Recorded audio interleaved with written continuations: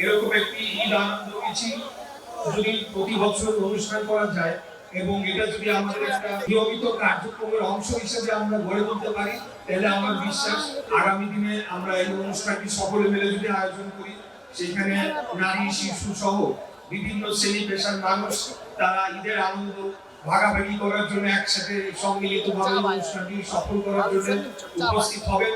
আমরা সেই আশাবাদ ব্যক্ত করছি। সর্বোপরি শেষে বলতে চাই, আগামী 26শে মার্চ আমাদের মহান স্বাধীনতা দিবস।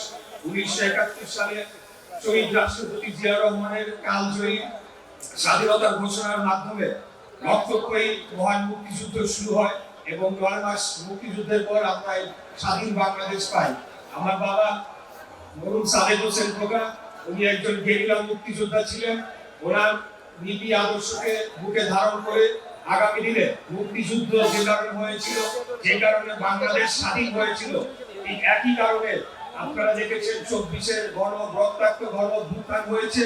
প্রত্যেকটি আন্দোলন দেশ রক্ষার আন্দোলন, জাতি রক্ষার আন্দোলন, মানুষের অধিকার রক্ষার আন্দোলন এবং অন্যায় জুলুমের বিরুদ্ধে দাঁড়িয়ে আন্দোলন। তাই 71 থেকে 24 প্রত্যেকটা গণমানুষের আন্দোলনকে আমরা এক সূত্রে গাথা বলে বিশ্বাস করি এবং একই সাথে আমরা এটাকে ধারণ করতে চাই। আমি আমার বাবার লেখা বইয়ে দেখেছি যে 71 সালে উনি ছাত্র থাকা অবস্থায় এখানে একজন গেরিলা মুক্তিযোদ্ধা হিসেবে অংশগ্রহণ করেছিলেন এবং বিভিন্ন স্থানে উনি সেখানে বিস্ফোরক দ্রব্য জীবনের বাজি রেখে গিয়ে সেখানে রেখে এসে সেইভাবে তারা মুক্তিযুদ্ধে অংশগ্রহণ করেছিলেন। আমরা মুক্তিযোদ্ধাদের গভীর শ্রদ্ধা করে স্মরণ করি এবং আমাদের প্রত্যেকটি কর্মকাণ্ডে আগামী দিনে আমরা বাংলাদেশের মুক্তিযুদ্ধকে বুকে ধারণ করব।